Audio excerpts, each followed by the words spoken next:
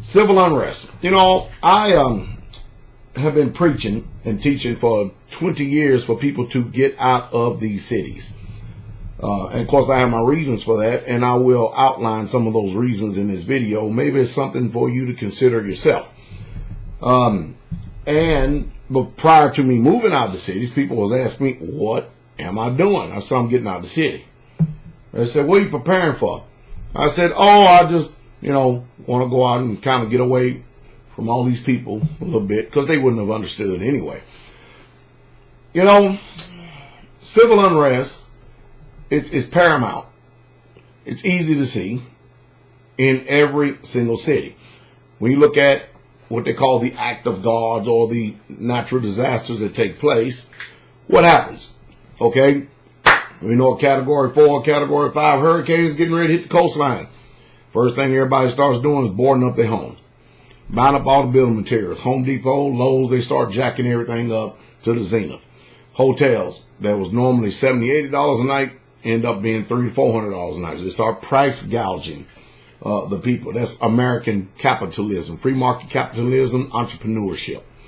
Take advantage of other people suffering and make all the money that you can. It's called greed. And of course, then the highways are going to be jammed. Most people don't carry toilet paper in their cars or water. And so when you start trying to stop by these little quick marks or these quick stop and stuff, you're going to find out they're going to be out of resources. People are going to be irritated, become very irritable. On the highways, you're going to see a lot of people lose all of what they call self-dignity and worth, because after you're stuck on the highways for about 8 or 9 hours and you got to use the bathroom, you're going to start seeing hundreds of people go to the bathroom in the woods. Now, they will go to the woods, step in there a few steps, do their little thing, come right back out, as if nothing happened, to get right back in the vehicle, because duty calls. And of course, where the destination they're going, I don't know, probably some family that probably already has another 1 or 2 families there that really don't want you there. And you're sucking up all the resources, which is the heightened sense of selfishness, because you should have prepared in the first place. But, everybody, lives in this world to think for you, to do for you, and all you have to do is just move on into place, move into position, and you're taken care of. That is the heightened sense of selfishness, not being prepared. And of course, we see this scenario play out again and again and again and again, because your natural family members, in case you hadn't figured it out, when things go really bad, they don't want you in their house, because they don't want you messing up their home, messing up the way they have things, especially eating up everything. The way you control a population is through food and good, clean water. The government knows this. Everybody knows this. So, to avoid all this, the best thing you should have done a long, long time ago is try to make moves to downsize your life, because we all see, those of us who are old enough to be able to see the writing on the wall, we all see that this society is quickly declining right before our very eyes.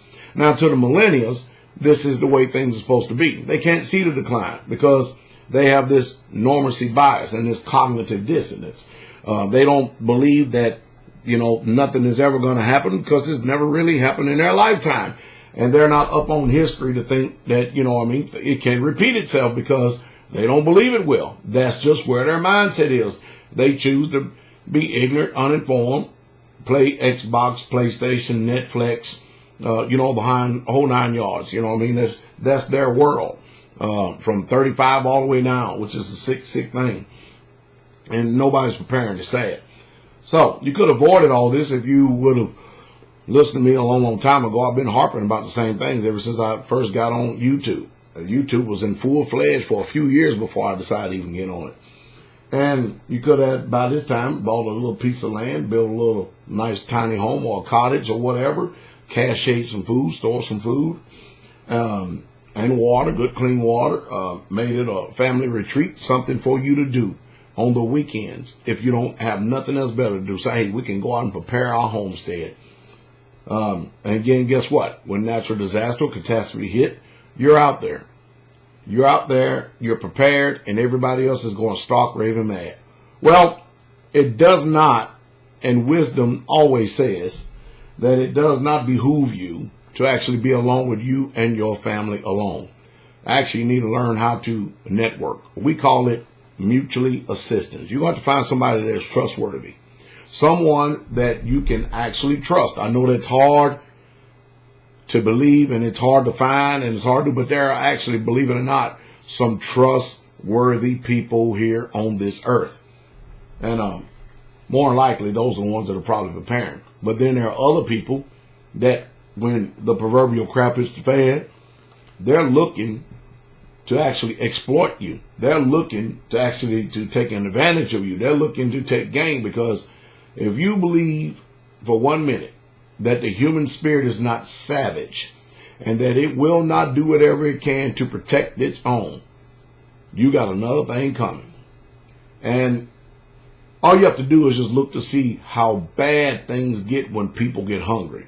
See, you could have avoided a lot of this if it had 2 or 3 families. Y'all was trustworthy and stuff. You could get together and cache some food, build a nice little homestead and stuff. Then you'd have plenty of people to pull security. Not security just around the home. If you got to pull security around your home, you're way too late. And if you waiting for the fight to get to your door, you are a day late and dollar short. You see, all this is wisdom about things that we speak about, trying to give you comprehension and understanding, because think about it. Look at Puerto Rico. That island's been there forever. Nobody ever thought it was ever going to be that bad and just literally be destroyed. Even still to this day, 90% of the island does not have electricity. And look where they're at now. Back in third world status. And guess what? America ain't coming to help. Just like you didn't see America come to help a lot of people when these disasters come. You know, we've got a lot to learn. We truly, truly, truly have a lot to learn. There's much to be desired. But there's plenty of people, not just me, myself. I've helped many, many people get on YouTube and get a presence on YouTube that have warned you of all these things. And they continue to keep doing it. I guess the reason why we continue to keep doing it, because hopefully maybe one more person would listen. Maybe just one more. But, you know, you're going to need each other. And that's the one thing that a lot of people just simply can't grasp. You are going to need each other. You're going to need some trustworthy people. Oh, about the security thing. You need to go out a few hundred yards and make a nice security perimeter. Yeah, you really, truly do. That way, and have some type of communication thing built up so you can communicate back. But I don't think that the United States government is actually too much concerned about the rural areas. I think that they're concerned about the general population centers, i.e. cities. That's where people go stark raving mad. That's where the death, the murder, the killing, the robbing, the lynching, and everything else that goes on will go on. People have a different attitude, especially the police departments or the sheriff's departments out in the rural areas.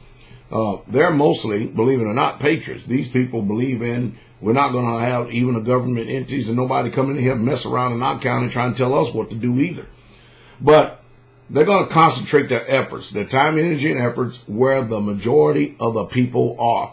Think about it. There's probably 340 million Americans. 340 million Americans. Think about that for a second. The armed forces, I don't even think, is at 2 million in this country. With the police officers and stuff, they're nowhere near, 10 million, if that much. But you just think about this for a second, all right? They are greatly outnumbered. And that's the reason why I don't ever worry about them coming trying to do a government confiscation, trying to come and take our guns, because I mean, the government is learning from mistakes of the past. It's not about the government. It's about you preparing. I think your greatest threat is the people who you don't know that lives right next door or in your county or down the street. That's the truth. That's truth straight way. Change your mind.